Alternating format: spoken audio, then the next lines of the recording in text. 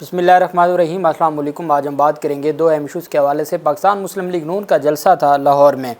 یہ لاہور کا علاقہ ہے ٹھوکر نیاز بیگ کا، جو کھوکھر برادران جس حلقہ سے الیکشن لڑتے ہیں پاکستان مسلم لیگ نون کی ٹکٹ پہ، اور وہ جلسہ کم تھا اور ولیمہ زیادہ تھا، اور اس ولیمہ میں 3-4 طرح کی ڈشز تھیں جو کھانا تیار کیا گیا تھا باقاعدہ طور پر بڑے پنڈال میں، جیسے بڑے پنڈوں میں بڑے لیول کے ولیمے ہوتے ہیں اس طرح کا ولیمہ تھا، اور اس میں چیئرز لگی ہوئی تھیں اور باقاعدہ طور پر ٹیبلز تھیں اور وہ کھانا تقسیم کیا گیا۔ اب اس میں 2-3 کام بڑے اہم ہوئے۔ ایک تو سرکاری مشینری کا استعمال ہوا، دوسری جانب پولیس ڈنڈے اٹھا کے کھانے کی رکھوالی پہ کھڑی تھی، تیسری جانب ایک سینئر اینکر کو تشدد کا نشانہ اس وجہ سے بنایا گیا کہ جو وہ جس سے بھی انٹرویو لے رہے تھے وہ کہتے تھے ووٹ عمران خان کا ہے، آئے ہوئے ہیں ہم اس جلسے پہ۔ اور چوتھی چیز، وہاں پر PTI کے نعرے لگتے رہے جلسہ گاہ کے اندر، اور یہی وجہ تھی کہ مسلم لیگ نون کے پھر جو وہاں پر قائدین تھے وہ مشتعل ہو گئے اور انہوں نے یرغمال بنائے رکھا ایک سینئر اینکر کو۔ اس کی تفصیل میں آپ کے ساتھ شیئر کروں گا، اور ساتھ ہم بات کریں گے پاکستان تحریک انصاف کے چیئرمین عمران خان کے خلاف ایک جو توشہ خانہ اپیلیں تھیں، توشہ خانہ میں جو سزا معطل ہوئی تھی، اب اس فیصلے کی معطلی کے حوالے سے کیس سماعت کے لیے مقرر کیا گیا، اور سائفر مقدمے میں بھی جو اہم تفصیلات سامنے آئی ہیں وہ میں آپ کے ساتھ شیئر کروں گا۔ سب سے پہلے مختصر بات کر لیتے ہیں اسلام آباد میں ایک خاتون کو جنسی ہراساں کرنے والے درندوں کے خلاف ایک سے نہیں زائد تھے 4 ملزمان تھے، ان کو گرفتار کیا گیا ہے۔ FIA سائبر کرائم نے کارروائی کرتے ہوئے خاتون کو جنسی طور پر ہراساں کرنے اور بلیک میل کرنے پر 4 ملزمان کو گرفتار کر لیا۔ آن لائن جنسی ہراسگی اور مالی فراڈ میں ملوث 4 ملزمان جمشید، محسن رضا، محمد حفیظ اور سہان شاہ کو گرفتار کیا گیا۔ ملزم محمد حفیظ اور سہان شاہ نے متاثرہ خاتون کی قابل اعتراض تصاویر اور ویڈیوز فیس بک پر وائرل کی۔ ملزمان متاثرہ خاتون کو بلیک میل بھی کرتے رہے اور اس سے لاکھوں روپے بھی ہتھیائے۔ ملزم جمشید اور محسن رضا نے خود کو شکایت کنندہ کا دوست ظاہر کرتے ہوئے لاکھوں روپے بٹورے۔ ملزمان نے مجموعی طور پر متاثرہ خاتون کو بلیک میل کر کے 17 لاکھ روپے بٹورے اور بلیک میل کرتے رہے۔ ملزمان نے خاتون کو قابل اعتراض مواد کے علاوہ من گھڑت کہانیوں کا احوال بتاتے ہوئے مذکورہ رقم ہتھیائی۔ ملزمان کو اسلام آباد اور راولپنڈی کے مختلف علاقوں سے گرفتار کیا گیا۔ ترجمان FIA کا کہنا تھا کہ ملزمان کے خلاف PIC ایکٹ کے تحت مقدمات درج کیے گئے ہیں اور مزید تفتیش جاری ہے۔ اور اس طرح جو بھی اگر کسی کو بلیک میل کیا جاتا ہے، پہلے بھی میں کئی دفعہ کہہ چکا ہوں، اور ہمارے ہاں یونیورسٹیز میں کالجز میں اگر کوئی اس طرح کی بلیک میلنگ ہے، آپ بالکل درست ہیں کہ آپ اس کو اتھارٹیز کو انفارم کریں گے بدنامی کا، لیکن وہ کم بدنامی ہوگی، وہ کم نقصان ہوگا۔ اگر آپ ان کے چنگل میں پھنستے جائیں گے تو نقصان زیادہ سے زیادہ ہوتا جائے گا اور اس کا کوئی اینڈ نہیں ہوگا۔ اس وجہ سے بہت زیادہ کیئر اور احتیاط کی ضرورت ہے، اور اللہ نہ کرے ایسا کوئی معاملہ بن جائے تو اس کو فی الفور آپ اتھارٹیز کو یا اپنی فیملی کو اس میں انوالو کریں۔ الیکشن رولز 2017 میں مجوزہ تبدیلیوں پر اعتراضات دائر کرنے کے لیے مقررہ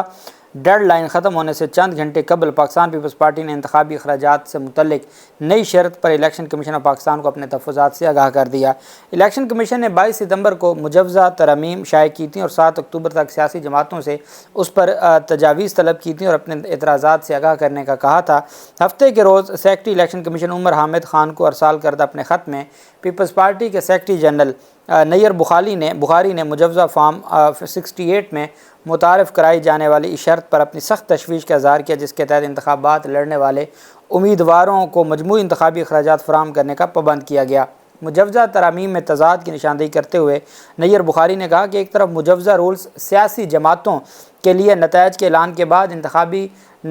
جو اخراجات کی تفصیلات جمع کرانے کے لیے 60 روز کی حد مقرر کرتے ہیں، لیکن دوسری طرف مجوزہ فارم 68 کے مطابق جیتنے والے امیدواروں کو پولنگ کے دن سے 10 روز کے اندر وہی تفصیلات فراہم کرنی ہے۔ نیر بخاری نے یہ لکھا کہ یہ متضاد اور ناممکن بات ہے، جبکہ مقابلہ کرنے والے امیدوار وہ معلومات فراہم نہیں کر سکتے جب تک ان کی اپنی جماعتوں کی جانب سے وہ معلومات فراہم نہیں کر دی جاتی۔ انہوں نے الیکشن کمیشن سے درخواست کی کہ وہ فارم 68 میں اس کالم کو حذف کرے جس میں پارٹی کی جانب سے مہم پر کیے جانے والے انتخابی اخراجات کی تفصیلات فراہم کرنے کا کہا گیا ہے۔ الیکشن ایکٹ کے سیکشن 211 کے تحت سیاسی جماعت ان لوگوں کی فہرست الیکشن کمیشن کو فراہم کرے گی جنہوں نے سیاسی جماعت کو اس کی انتخابی مہم کے لیے 1 لاکھ روپے یا اس سے زیادہ کا عطیہ دیا اور اس کی جانب سے جنرل الیکشن کے دوران کیے گئے انتخابی اخراجات کی تفصیلات بھی فراہم کرے گی، لیکن اب اس میں امینڈمنٹ کی گئی تھی جس پر پھر نیر بخاری نے یہ ایک نوٹ لکھا ہے اور ایک خط لکھا ہے اور اس پہ انہوں نے اعتراض اٹھایا ہے۔ دوسری جانب پاکستان تحریک انصاف کے چیئرمین عمران خان کی توشہ خانہ فیصلے جو فوجداری استغاثہ کیس میں توشہ خانہ سزا کے خلاف اس فیصلے کو سسپینڈ کروانے کے لیے 561A CRPC کے تحت جو پٹیشن دائر کی گئی تھی اس میں اہم پیش رفت سامنے آئی ہے اور اعتراض کے ساتھ اس کیس کو مقرر کیا گیا ہے۔ عامر فاروق صاحب اور بابر ستار صاحب ڈویژن بینچ ہے اور 3 اعتراضات لگائے گئے تھے کہ آپ نے پہلے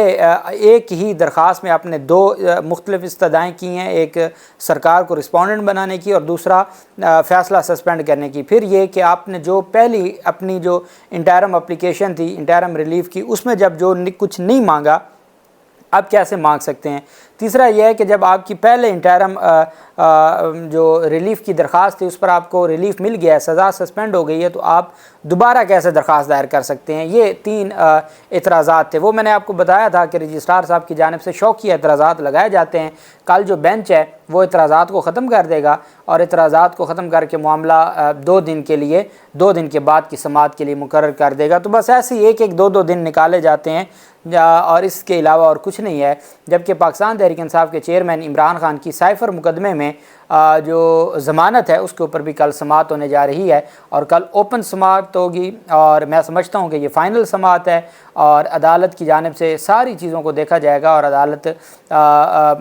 مجھے امید ہے کہ کل ڈیسائیڈ کر دے گی ضمانت کی درخواستوں کو، چونکہ تمام جو ٹیکنیکلٹیز تھیں وہ اب مکمل ہو چکی ہیں۔ 2 ہفتے صرف اس وجہ سے ڈیلے ہوا، ایک دفعہ انہوں نے زبانی کہا کہ جو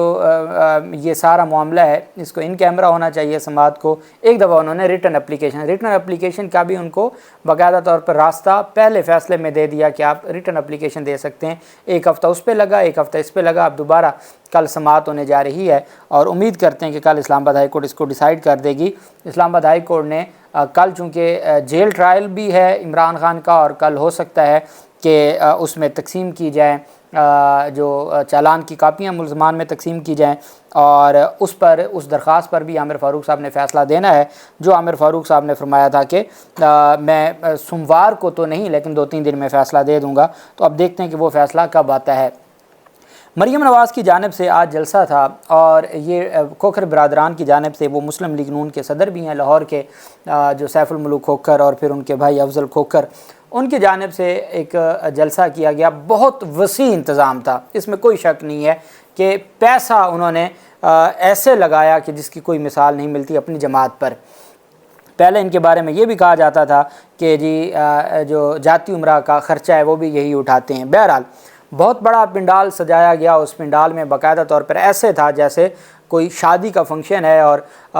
باقاعدہ طور پر کرسیاں، میزیں اور کھانے کا بڑا وسیع انتظام کیا گیا تھا اور 3-4 ڈشیں تھیں، گڑ والے چاول بھی تھے اور قورمہ بھی تھا اور اس کے علاوہ باقی چیزیں بھی تھیں۔ بہرحال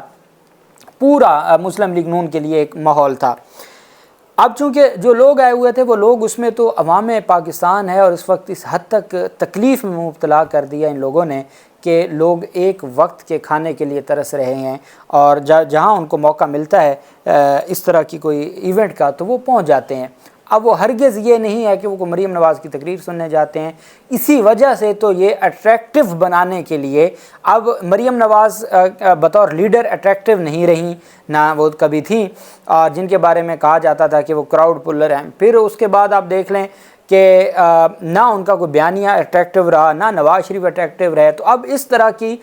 وارداتیں کر کے جس میں وہ بڑے پیمانے پر کوئی کھانا تیار کر لیں، کھانا تقسیم کریں اور اس طرح کی، اور پھر آپ نے دیکھا جب کھانے کے لیے آپ لوگوں کو بلاتے ہیں، مریم نواز نے کہا کہ یہ تو صرف 2 حلقوں کا جلسہ ہے، NA 135 میں جلسہ ہے اور سمجھ نہیں آ رہی آج 8 اکتوبر ہے یا 21 اکتوبر ہے، آج ایک حلقے کا یہ عالم ہے تو 21 اکتوبر کو عالم کیا ہوگا۔ 21 اکتوبر کو پاکستان کا لیڈر نواز شریف واپس آ رہا ہے اور پھر جو شخص 31 اکتوبر کو واپس آ رہا ہے اس نے اقتدار کے لیے یہ کیا وہ کیا، اب وہ عمران خان سے ساری جو مصیبت ہے وہ اتر گئی ہے، اب صرف وہ آئے گا تو وہ یہ کرے گا، وہ پہلے 4 سال یہ کر کے گیا تھا اور اب یہ کرے گا۔ یہ ساری مریم نواز کی تقریر تھی۔ اب اس کے بعد وہاں پر کیا ہوا کہ ہمارے دوست ہیں